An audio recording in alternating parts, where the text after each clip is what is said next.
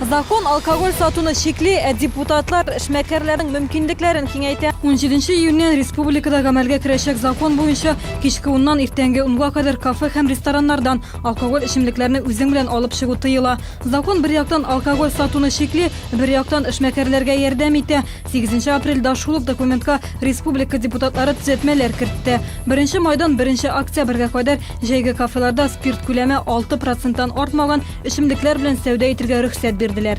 Чаллыда алкоголь сату проблемасын ничек хәл итәләр? Гүзәл Шихапова белеп кайтты.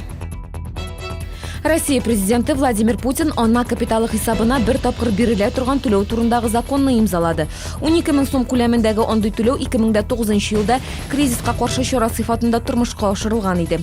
Быел әлеге түләүнең күләме 20 мең сум дип белгеләнде. Ул гаиләнең теләсә нинди ихтыяҗына сарыф ителергә мөмкин. Әлегә хезмәт һәм мәшгульлек министрлыгы тарафыннан гражданнардан гаризалар бирү тәртибе карала.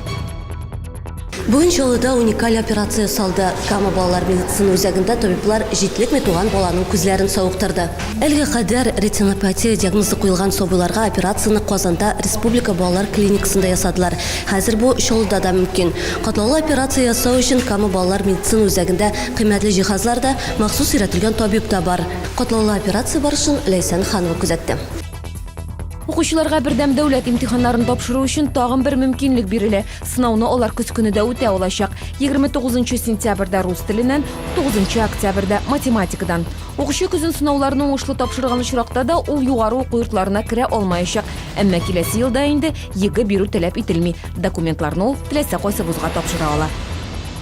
Бу һәм башка хәбәрләр турында яңалыклар тапшыруында ул 19 сәгать 15 минутта эфирга чыга.